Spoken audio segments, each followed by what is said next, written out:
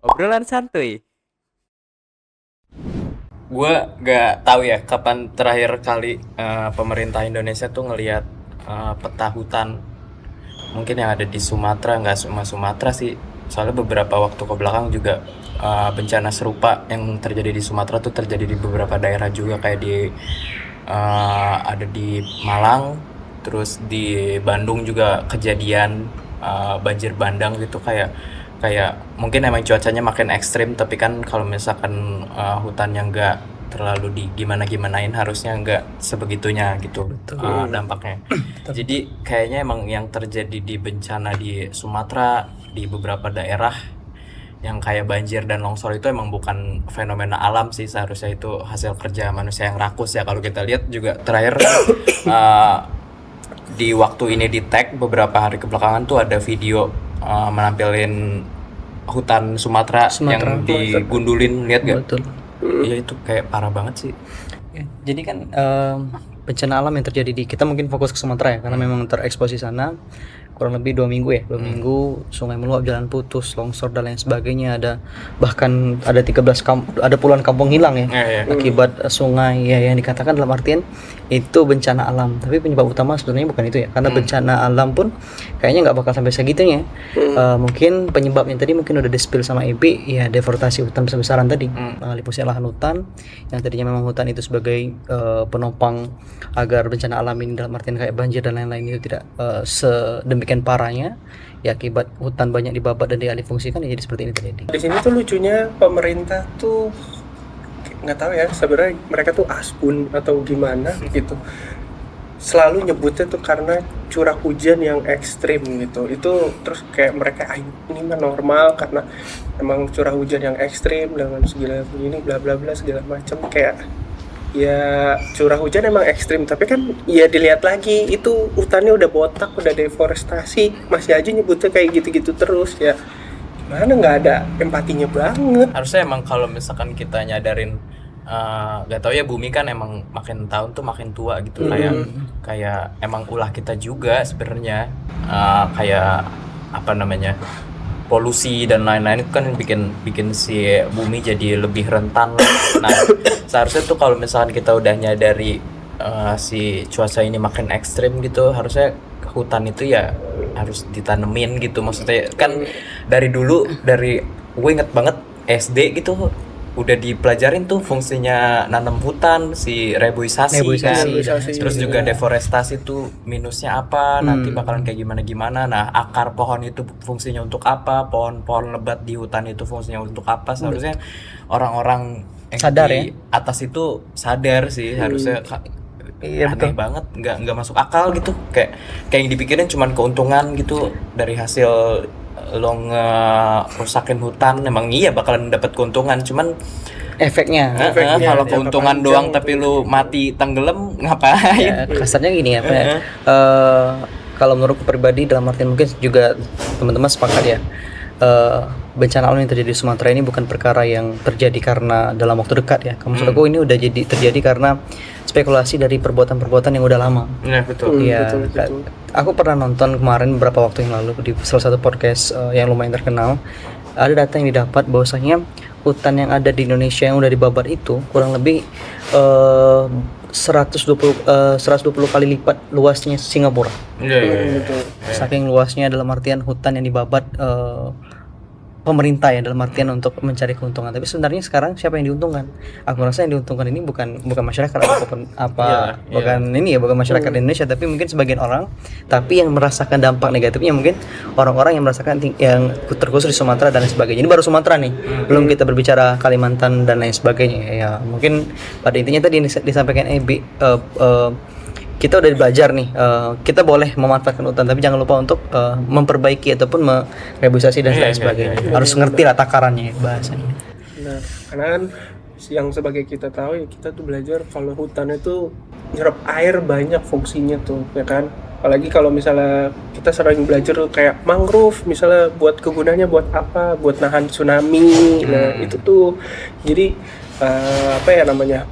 Kalau misalnya hujan turun tuh nggak langsung ngerembes langsung ke tanah. Nah, Iya, makanya ada benar. pohon langsung diserap. Nah, ini juga sebenarnya berfungsi buat yang lain juga. Kalau misalnya pohonnya ada buah atau ada apa kan juga berguna buat kita dan berguna sama satwa-satwa liar Oh, sebagai betul. Habitat ya. habitat mereka gitu. Apalagi kembali kita lihat ke belakang yang Tesonilo itu juga kan, itu para habitatnya gajah Sumatera yang dibabat habis juga. Nah, itulah mereka kehilangan habitatnya, tempat tinggalnya, akhirnya nanti ada kasus nyerang warga itu pindah tempat. Itulah sih. Iya. Itu yang sangat disayangkan. Benar-benar. Terus juga kalau gue baca-baca ya, terakhir tuh daerah yang paling parah kena banjir itu kan Aceh ya. Betul, Aceh. Betul. Iya, lu bayangin nih, dulu tuh Aceh tuh salah satu hutan tropis paling besar di Indonesia. Sekarang cuma sisa Papua. Nanti juga kita bahas nih Papua nih. Si Aceh itu salah satu hutan yang paling luas dah di Indonesia gitu dulunya. Sekarang dikit-dikit diambil buat sawit lah, buat tambang lah, buat terus juga hak guna usaha entah buat siapa, itu keuntungannya juga buat siapa. Kalau kita lihat masyarakat sekitar juga, kalau kita baca-baca juga mereka nggak diuntungkan, malah dirugiin. Jadi kayak air jadi kotor, terus juga cuaca yang mereka hirup jadi, udara yang mereka hirup jadi kotor juga, terus juga kebun-kebun jadi pada nggak produktif gitu, karena kan perkebunan gitu, kayak misalkan untuk cabai-cabai atau apapun lah gitu, pohon-pohon tumbuhan yang berbuah gitu kan, mereka juga perlu ekosistem yang baik gitu. Kalau misalkan ekosistemnya jelek, mereka nggak optimal juga tumbuhnya. Gitu sih. Lalu kalau kita lihat video ya, teman-teman mungkin udah lihat video yang tersebar ya, gimana jembatan hancur, sekolah-sekolah hancur, atau bahkan hitungan air naik itu dalam waktu bukan ini ya, menit bahkan jam ya. Jadi dalam waktu hitungan jam air itu udah setinggi setinggi rumah. Artinya ini kan bukan hanya banjir biasa ya, ini ciri khas dari deforestasi tadi. Akibat tadi yang kita bilang tadi, akhirnya ya bencana alam yang besar pun terjadi. Saking gawatnya tadi yang aku lihat beberapa video itu, air naik itu bukan dalam hitungan hari tapi berjam, dalam hitungan 2 jam itu udah setinggi dada, atau bahkan rumah udah hilang ditelan air ya karena banjir bandang ini. Dan iya, terus juga para pejabat tuh ngomong kalau misalkan deforestasi di Indonesia nih terkendali gitu. Bahkan presiden sendiri juga ngomong, kita nggak usah takut deforestasi lah, ini sawit itu keuntungan bagi kita, sawit itu karunia bagi kita. Aneh banget. Terus yang kemarin kehilangan rumah, kehilangan keluarga, Siapa yang mau tanggung jawab ya? itu apa simulasi anjir? Oke lah kalau Enak mungkin, banget iya ngomongnya. betul. Parah sih. Oke lah kalau misalkan ini ya apa namanya fasilitas rumah, tapi ini kan nyawa kan, Iya, nyawa iya, yang iya. jadi Iya. bikin aneh. Dan presiden tuh kayak Daniel gitu, tidak Iya. menganggap ini seolah-olah biasa kita bisa perbaiki dan lain sebagainya. Tapi bukan itu pertanyaannya. Yang jadi pertanyaan, apakah korban jiwa terus tuh trauma masyarakat ini bisa dijadikan uji coba? Menurutku tidak pantas ya, walaupun pemerintah mungkin bisa bantuan, tapi faktanya sampai hari ini bantuan pun belum terrealisasikan dengan layak ya. Optimal Belum gitu. optimal, masih Lebih- banyak masyarakat yang belum merasakan dampak dari bantuan itu. Nanti kita bahas aja ya gimana ininya. Bener. Karena balik lagi, deforestasi itu nggak ada untungnya guys sama sekali. Mau dijadiin sawit, kemudian apa ya, sebenarnya ya oke sawit, cuman kan nggak penggunaan lahannya tuh nggak harus semasif itu gitu loh. Iya. Pikirkan ya. Iya, apalagi kita lihat yang video yang kemarin tuh kalau nggak salah botak begitu kan, hutan botak bener-bener kayak ini mah udah pasti perbuatan manusia. Karena kalau deforestasi itu habitat hewan di sana, satwa Sumatera rusak, sumber air hilang, produktivitas tanahnya tuh turun, dan mata pencarian masyarakat juga hilang. Kan balik tadi, ada yang mereka di hutan tuh sebagai cari either pengobatan alami atau apa bener, gitu kan. Nah itu, jadi mereka tuh pasti ini bikin sakit hati mereka tuh, dan trauma berkepanjangan. Dan perlu digarisbawahi, banjir kemarin itu bukan hanya air, tapi banyak gelondongan kayu itu yang dia. terbawa sampai sekarang. Mungkin ada buktinya ya di muara daerah yang akibat banjir dapat terkena banjir itu banyak kayu-kayu yang gelondong kayu besar yang berserakan akibat tadi yang katanya banjir bandang, ternyata bukan karena itu aja.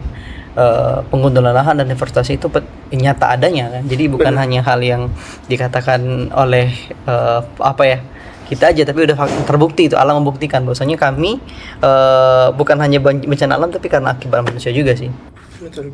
Terus juga belum selesai nih kita nih sama masalah di Sumatera gitu, kayak masih banyak yang mau dibahas. yang mau dibahas. Terus juga korban kalau kita lihat sampai sekarang yang diomongin sama pemerintah tuh cuman baik-baiknya aja, padahal data aslinya di lapangan tuh nggak sebaik itu gitu. Masih banyak bantuan yang belum ada gitu, terus juga aksesnya masih banyak yang keputus. Nah, terus baru-baru ini si Presiden Prabowo ngomong kalau misalkan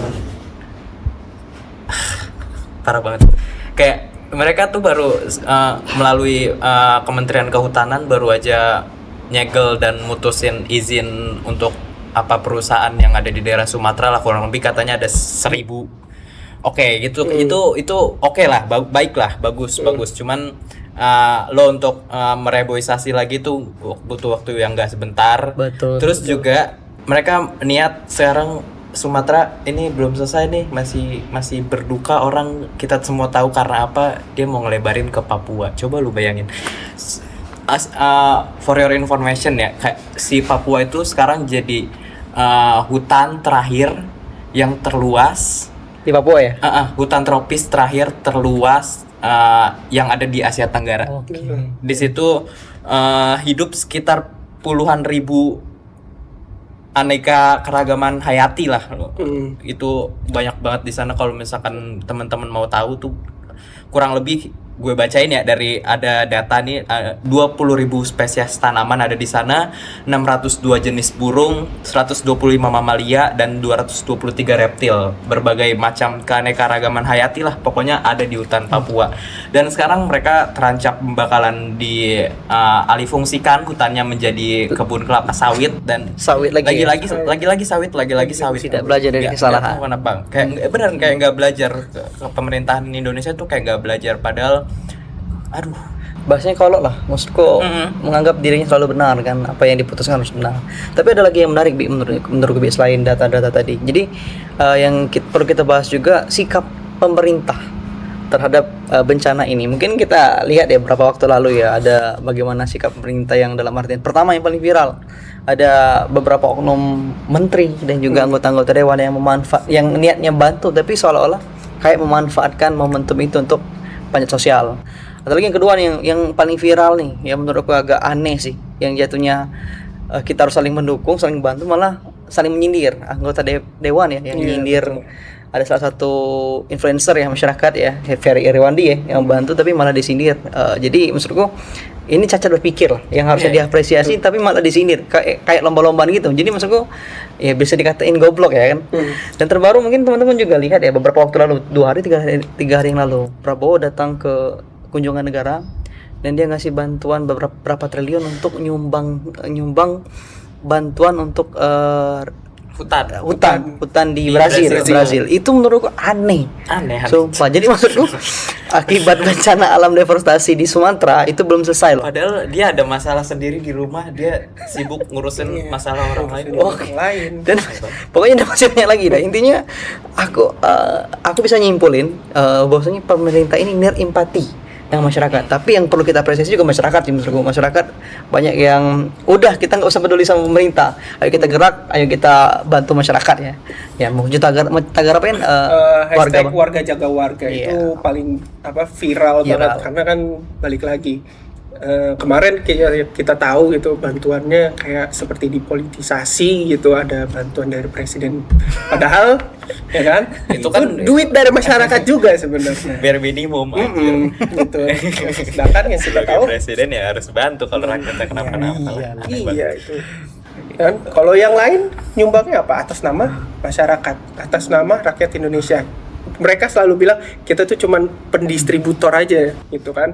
Kita yang ini bantuin ngasih kepada korban. Tapi gue punya analisa gebel sih sebenarnya. Kayak kenapa pejabat-pejabat yang pencitraan, terus juga yang caper-caper lah kepada masyarakat. Kalau misalkan masyarakat lagi kenapa-napa tuh, kenapa mereka masih melakukan itu? karena yang kayak gitu-gitu tuh masih laku itu. Kalau misalkan kita lihat aja, maaf banget, bukan maksud merendahkan masyarakatnya atau apa gitu, cuma kenapa gitu kalian masih senang gitu kalau misalkan ada kayak pejabat yang udah kita tahu nih kinerjanya jelek banget, terus dia pura-pura baik, mereka Betul.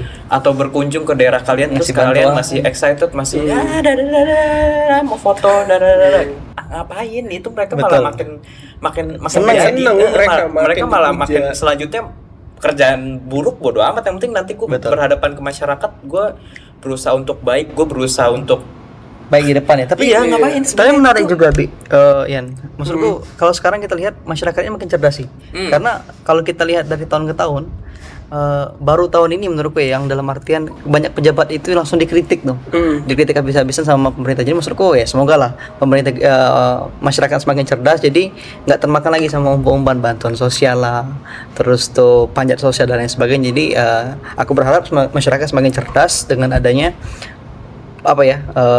tragedi terjadi atau kejadian-kejadian yang terjadi selama ini ya. Insya Allah itu sih pikiranku ya. Ya, jadi kalau misalkan sebaiknya ya, kalau menurut gue kayak gitu-gitu tuh nggak usah dikasih ruang lagi gitu. Cuman aduh susah banget. Karena kita emang banyak banget masyarakatnya. Betul. Kita nggak mungkin bisa nyatuin seluruh masyarakat. Kita satuin nih pikirannya nih sama, yuk kita nggak usah kasih ruang ke masyarakat yang sibuk pencitraan itu. Kita nggak bisa kayak gitu juga. Cuman sebaiknya lah kalau misalkan kita udah tahu nih dia kerjanya nggak beres nih, dia contoh kayak Menteri Kehutanan sebelumnya lah, yang Menteri Kehutanan sebelumnya tuh kita tahu semua kerjanya nggak beres, kerjanya nggak beres. Yang sekarang beres, Bi. Enggak juga sih, cuman kalau misalkan yang sekarang itu menurutku dia melanjutkan legacy yang sebelumnya aja, Mas Rian. Kalau misalkan yang sebelumnya udah hancur, ya dia mau nggak mau ikut hancur juga gitu. Jadinya ya Hancur-hancuran. itu kan udah hancur tuh, kita udah tau lah. Menteri Kehutanan yang sebelumnya ngaco banget kayak kita. Sumatera bencana yang terjadi di Sumatera itu yaitu adalah akumulasi dari kengacauan kebijakan beliau gitu. Terus mereka beliau datang ke tempat bencana, sibuk pencitraan, bawa banyak kamera, banyak beras. ini dia punya banyak ajudannya pelangga-pelongo tapi dia ngangkat beras sendiri tuh ngapain anjir. Nah terus si masyarakatnya kayak masih senang aja gitu, iya Pak saya gini.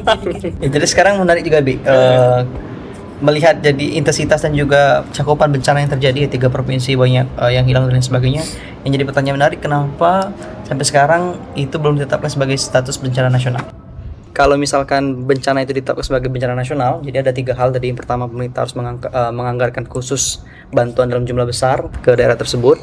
Lalu yang kedua, bantuan dari negara lain bisa masuk. Dan yang ketiga yang paling riskan mungkin dan jadi mungkin analisisku kenapa ini nggak ditetapkan, bisa melakukan investigasi ya terkait penyebab. Jadi kalau misalkan ada yang diketahuan penyebab banjir ini, maka dia bisa langsung dihukum, siapapun itu, baik itu pemerintah yang sedang menjabat ataupun oknum-oknum yang berada di BUMN ataupun BUMD yang ada pada saat itu. Itu mungkin alasan kenapa menurut analisaku ya, kenapa bencana alam yang ada di Sumatera ini tidak ditetapkan sebagai bencana alam nasional. Gitu. Iya itu. Terus sebenarnya ada juga sih Mas Rian alasan lain kayak si Indonesia tuh emang budayanya tuh nggak mau terlihat lemah gitu di kancah dunia ya. Kancah dunia ataupun di mata orang lain lah. Kayak kalau misalnya kita menetapkan bencana nasional berarti kan pertanda pemerintahannya nggak sanggup untuk menanganin gitu, jadi ada bantuan dari luar. Nah itu tuh yang nggak mau tuh dihindari sebenarnya, walaupun itu alasan kecil sih sebenarnya. Alasan utamanya aku setuju karena nggak mau ada investigasi, karena seperti yang kalian tahu lah ya. Jadi emang Aceh dan Sumatera ini bukan cuma wilayah bencana sih sebenarnya, ini tuh alarm keras kalau misalkan deforestasi tuh di masa yang akan datang tuh bakalan separah itu efeknya. Kalau misalkan terus terjadi, dianggap biasa aja karena kita dapat keuntungan dari sawit bla bla bla bla bla bla dan nggak ada perubahan ya. Betul sih, nggak tinggal di daerah bencana yang kena tanggung akibatnya siapa, rakyatnya lagi. Betul. Jadi kalau menurut saya pribadi dan kita pribadi ya, kita sama di kampus net ya, Jadi kita itu harus berani ya, berani berbicara, berani untuk menyampaikan. Ya, jangan sampai kita cuma diam terhadap kerusakan yang memang sudah terjadi saat ini. Ya kalau kita cuma bisa diam dan membiarkan saja deforestasi ini terjadi, maka siap-siap aja tiap hujan, tiap musim nanti hujan deras sedikit bahkan banjir. Mungkin saat ini Sumatera, mungkin tahun depan Jawa, tahun depan lagi Kalimantan dan lain sebagainya. Akhirnya nanti pas suatu waktu di tahun 2030-35 pas ada banjir udah tenggelam semua tuh. Tenang guys, bisa satu negara dengan kalian. Tenang, guys, mengenal kalian. Terima kasih, terima kasih. Terima kasih.